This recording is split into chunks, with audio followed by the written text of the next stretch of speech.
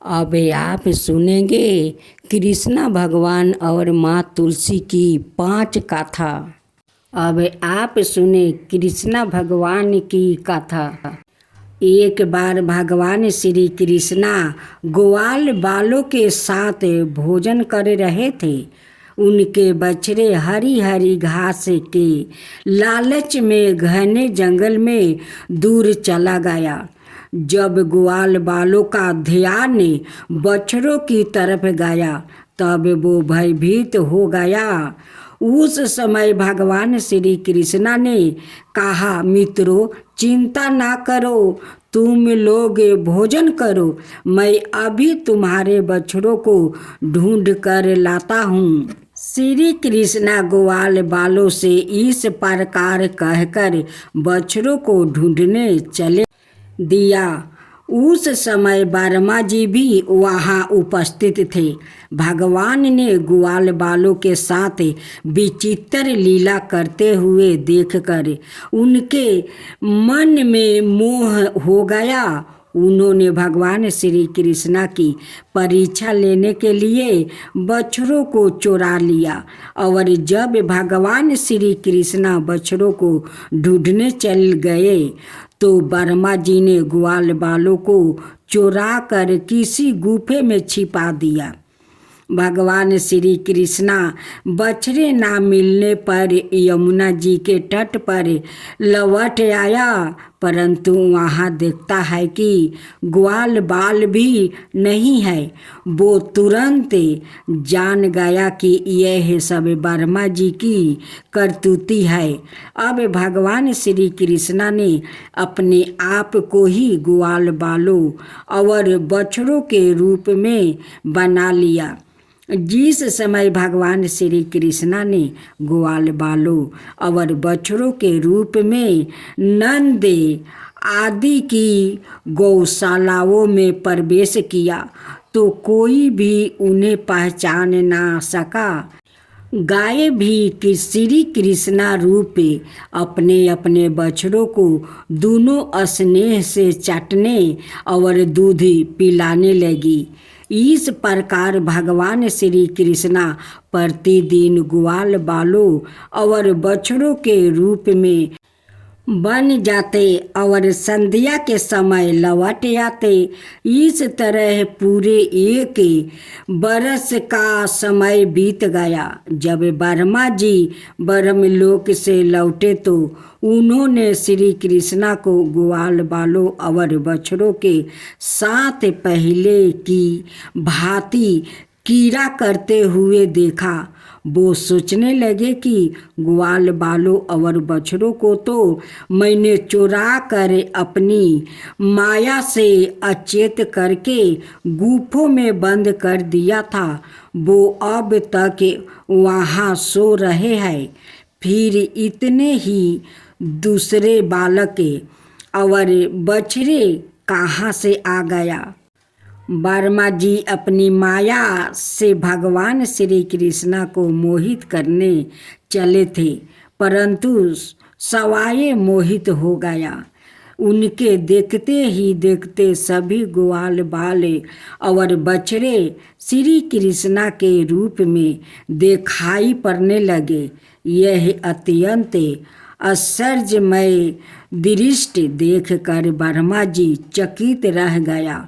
वो भगवान श्री कृष्णा के तेज से निस्तेज होकर मौन रह गया।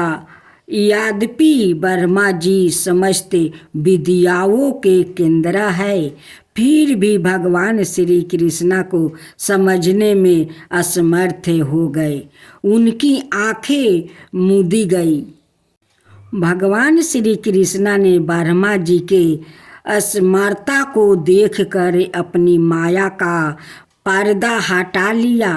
तब जाकर ब्रह्मा जी को ब्रह्म ज्ञान हुआ। ब्रह्मा जी ने देखा कि भगवान श्री कृष्णा जैसे पहले ग्वाल बालों और बछड़ों को ढूंढ रहे थे वैसे आज भी ढूंढ रहे हैं। वो अपने हंस पर से कूदकर पेड़ पर चढ़ गया और भगवान श्री कृष्णा चरणों में दंड की तरह गिर पड़े।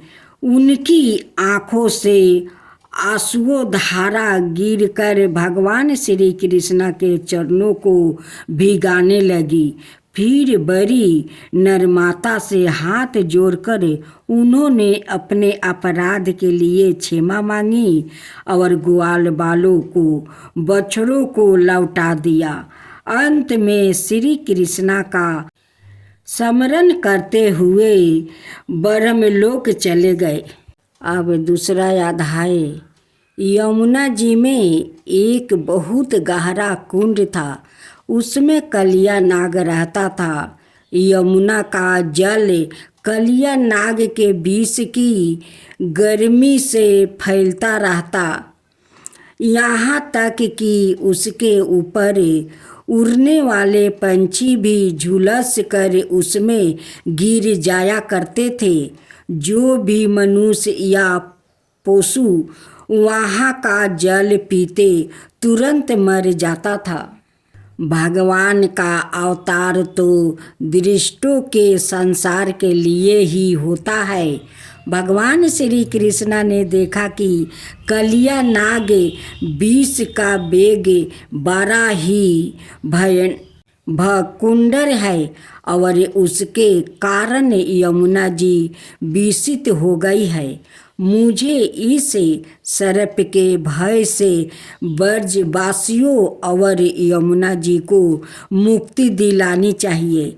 यह सोचकर श्री कृष्ण ऊंचे कदम के वृक्ष पर चढ़ गया और वहाँ से उस विषैले जल में कूद पड़े। जब बालिक नाग ने देखा कि कोई मेरे निवास स्थान में घुस आया है तो वो चिढ़ कर सामने आ गया। उसने देखा कि उसके सामने एक सांवला सोलावना बालक है। उसके पीछे स्थाल पर श्री वस्त्र का चिन्ह है।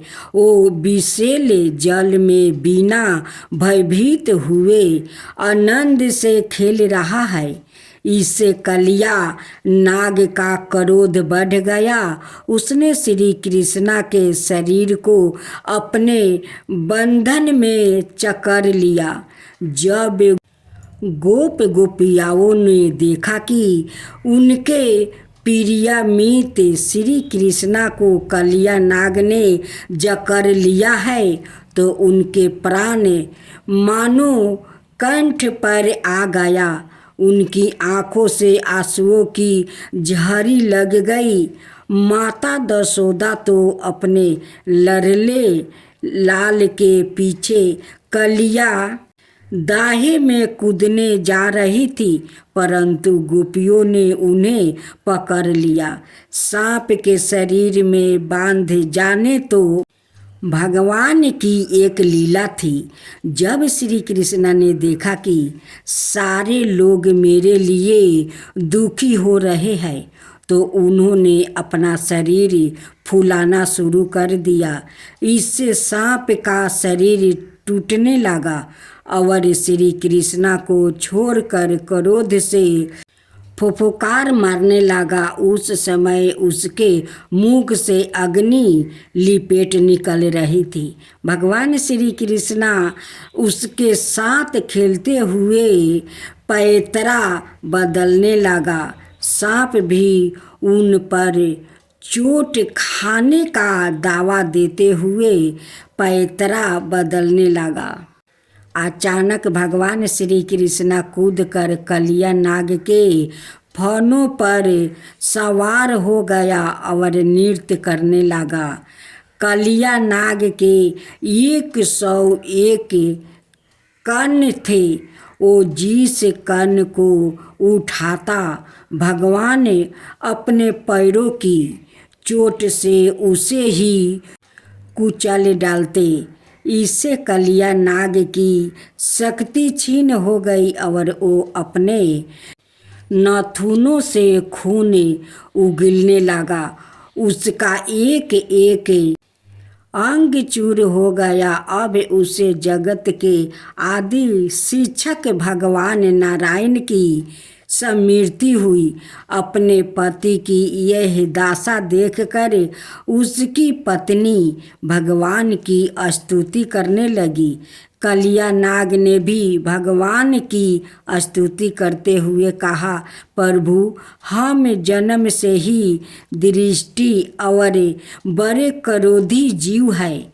हम आपकी माया के चक्कर में मोहित हो रहे हैं। आप ही हमारे स्वभाव और माया के आदि कारण है। हम आपकी चरण में है। आप अपने इच्छा अनुसार जैसे ठीक समझे हम पर कृपा कीजिए, यह दंड दीजिए।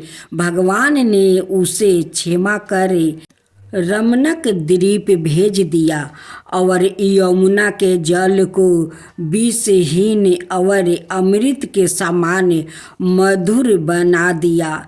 श्री कृष्णा को पाकर ब्रजवासियों के तो मानो प्राण ही लौट आया। अब कृष्ण भगवान की कथा। भगवान श्री कृष्णा और बलिराम जब मथुरा पहुँचे तो उन्हें देखकर मथुरा वासियों ने हृदय खोलकर उनका स्वागत किया।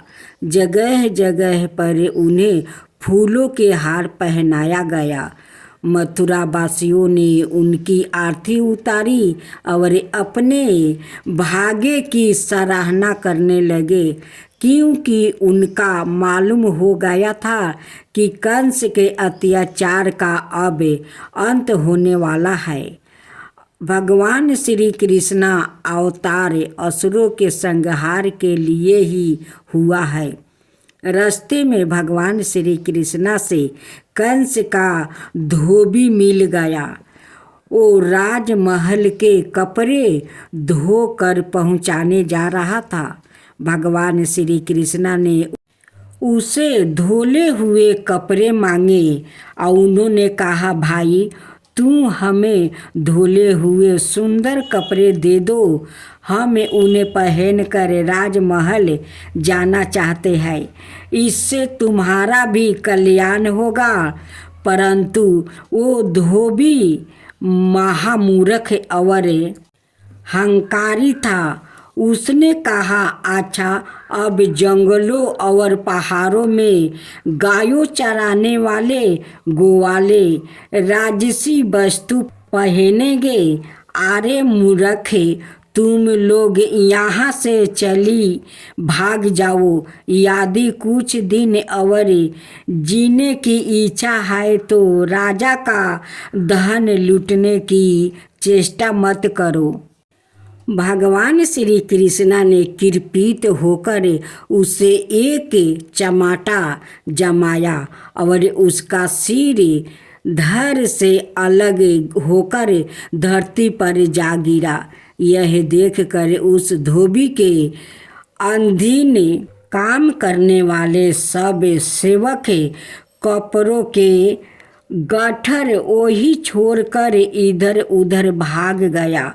भगवान श्री कृष्णा और बलिराम ने उनमें से सुंदर सुंदर वस्तु लिया और बचे हुए वस्तु अपने साथियों ग्वाल बालों में बांट दिया। भगवान श्री कृष्णा एवं बलिराम जब कुछ और आगे बढ़े तब उन्हें एक दर्जी मिला। भगवान का अनुपम सुंदर देखकर उसे बड़ी प्रसन्नता हुई। उसने उनके वस्तुओं को काट छाट कर पहनने योग्य बना दिया। सुंदर राजसी वस्तु में भगवान का सुंदर और भी निखर गया। भगवान श्री कृष्णा दर्जी पर बहुत प्रसन्न हुआ। उन्होंने दर्जी को विपुल धन संपत्ति के आशीर्वाद देके साथ मरने पर मोक्ष का वरदान दिया। इसके बाद भगवान श्री कृष्णा सुदामा माली के घर गया। दोनों भाइयों को देखते ही सुदामा उठ खड़ा हुआ और पृथ्वी पर सिर टीक कर उन्हें प्रणाम किया। उनको आसन पर बैठा कर उनके पाँव पखारे। उसके बाद उसने ग्वाल बालों सहित भगवान श्री कृष्ण को अच्छी तरह फूलों मालाओं से सजा दिया। उसने हाथ जोड़कर भगवान श्री कृष्ण की प्रार्थना करते हुए कहा, प्रभु आप दोनों के शुभागमन से मेरा जन्म सफल हो गया, मेरा कुल पवित्र हो गया।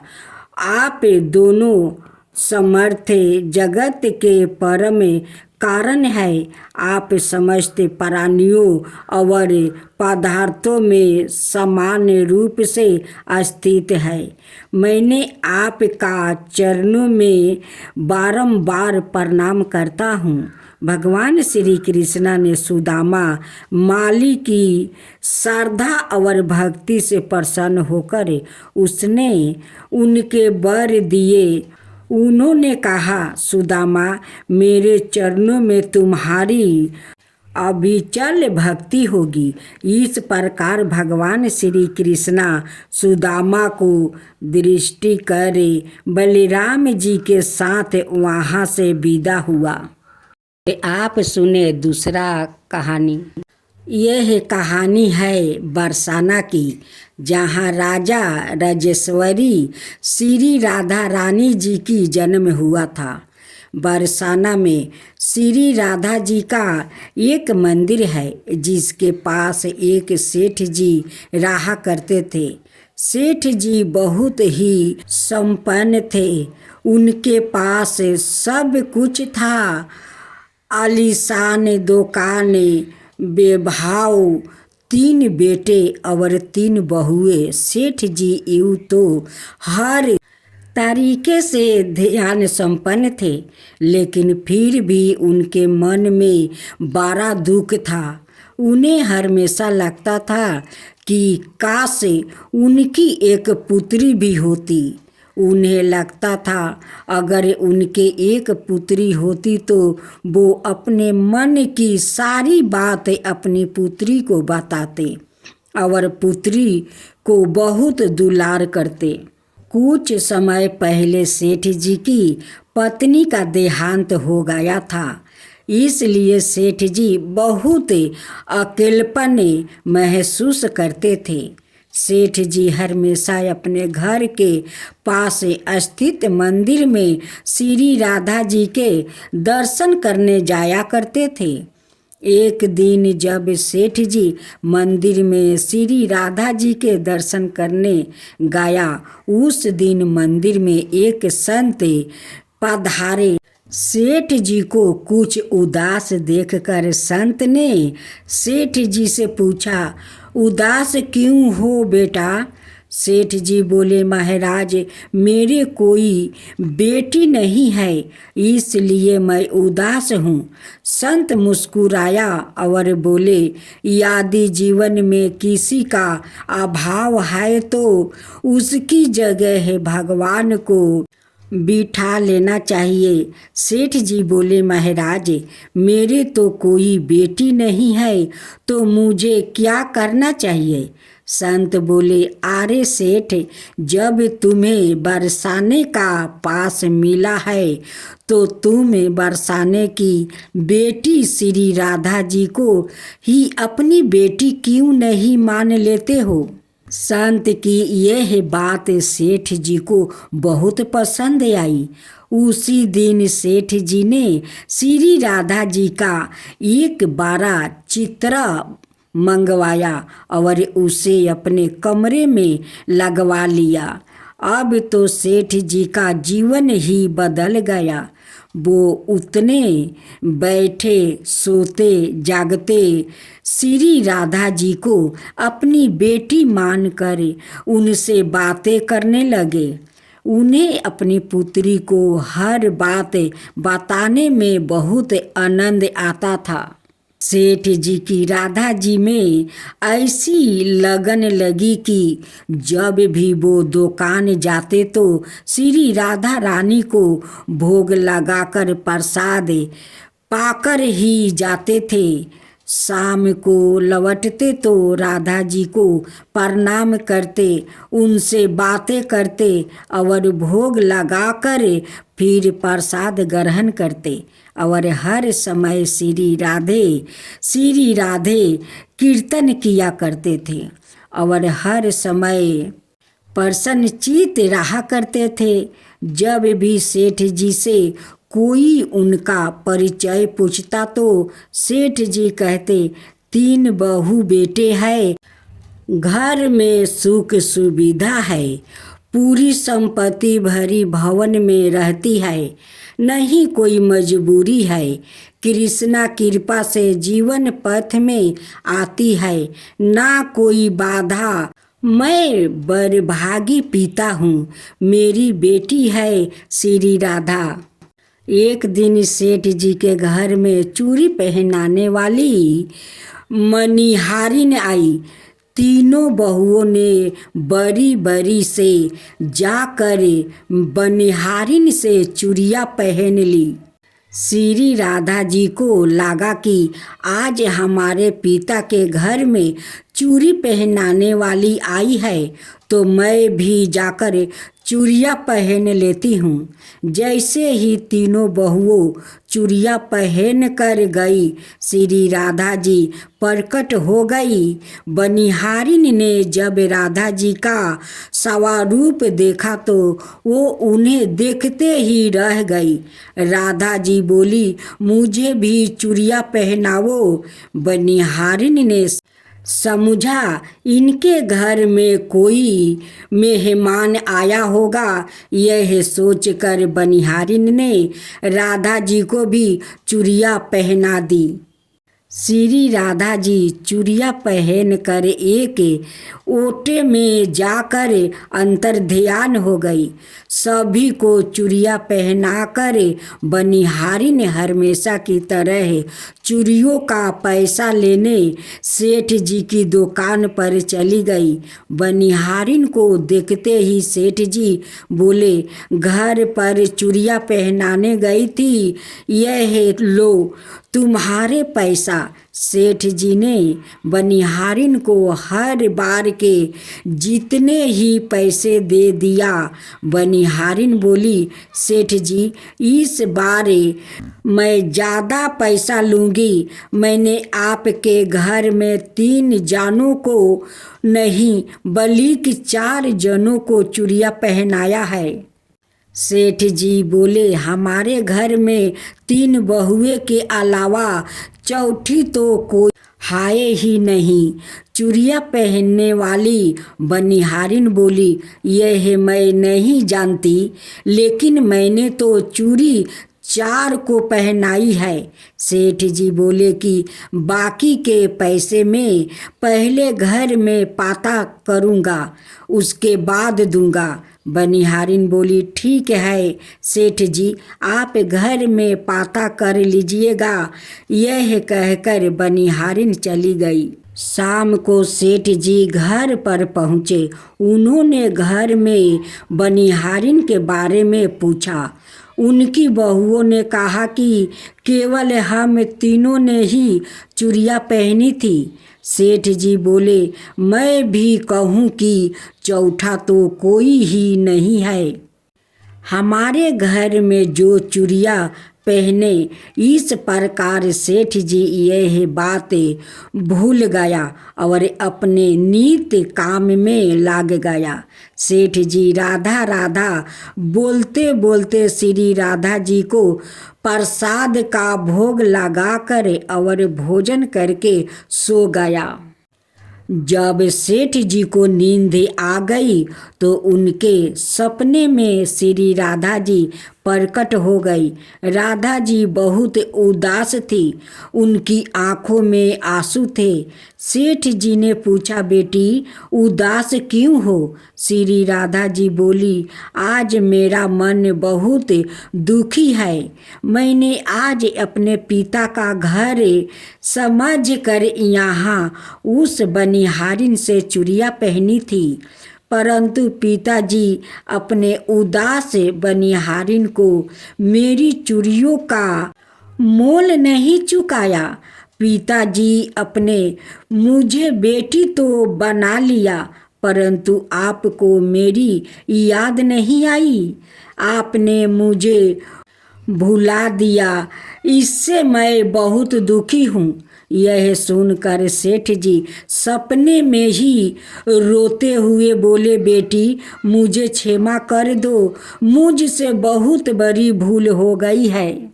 सेठ जी तुरंत नींद में से उठ बैठे, उनकी आंखों से आंसू आ रहे थे। सेठ जी ने तुरंत तिजोरी में से पैसा निकाले और बनिहारिन के घर की तरफ चल दिया। सेठ जी ने बनिहारिन के घर का दरवाज़ा खटखटाया। बनिहारिन ने दरवाज़ा खोला। सेठ जी आप इतनी रात को? सेठ जी को अपने घर पर देखकर बनिहारिन चौंक गई।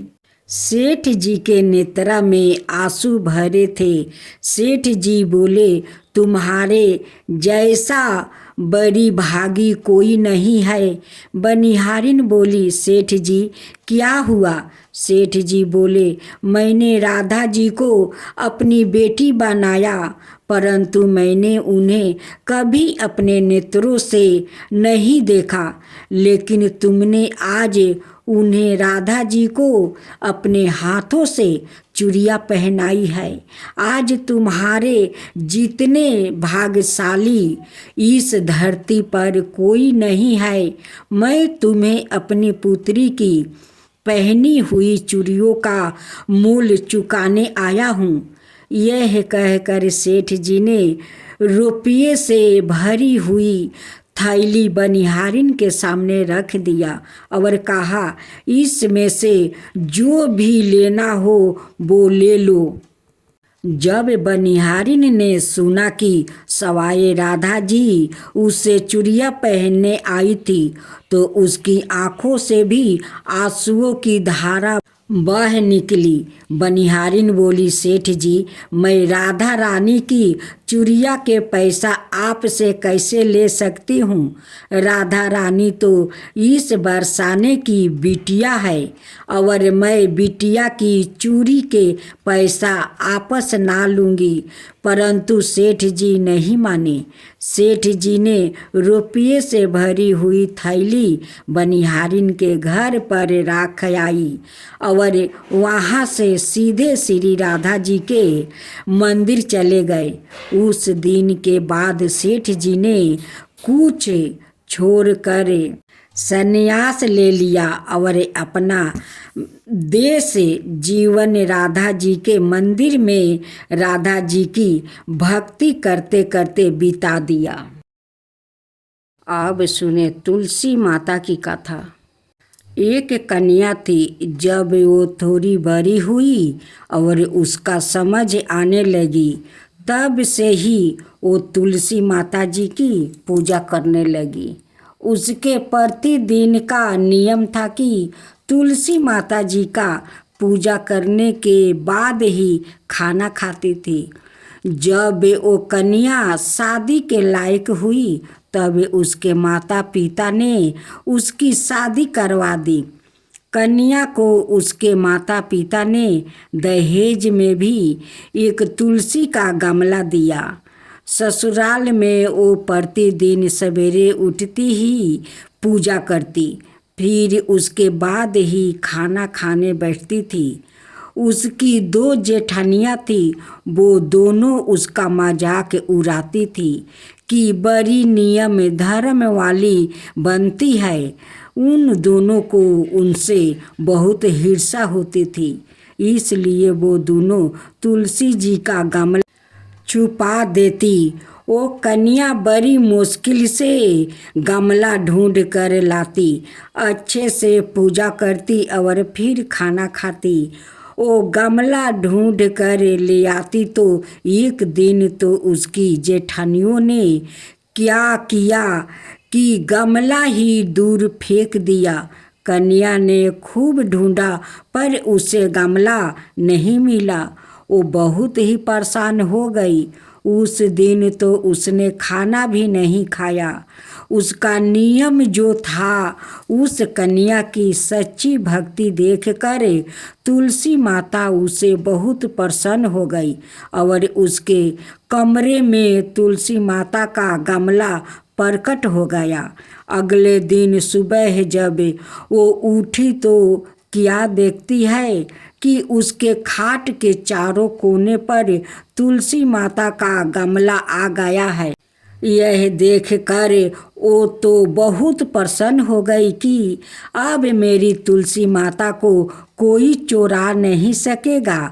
पूजा करने के लिए भी कहीं और जाना नहीं पड़ेगा और कोई मेरी तुलसी माता को फेंक भी नहीं सकेगा। वो तो जल्दी से उठ कर स्नान करती है और तुलसी माता की पूजा कर लेती है। जब वो खाना खाने बैठती तो उसकी जेठानियाँ मजाक करने लगी कि लो, देवरानी का नियम धर्म पूरा हो गया। उससे पूछती है कि तुलसी जी की पूजा कर ली क्या? देवरानी धीरे से बोलती है, हाँ कर ली। जेठानिया बोलती है, कहाँ से कर ली? पूजा गमला तो फेंक दिया था। देवरानी कहती है कि देख लो, मेरे कमरे में खाट पर तुलसी जी लग रही है। जेठनिया बहुत शर्मिंदा हुई और बोली कि देवरानी, तेरी भक्ति सच्ची है, हमने तुझे बहुत परेशान कर रखा है, हमें माफ़ कर दे। देवरानी उन्हें माफ़ कर देती है। बोलो तुलसी माता की जय, तुलसी माता की जय।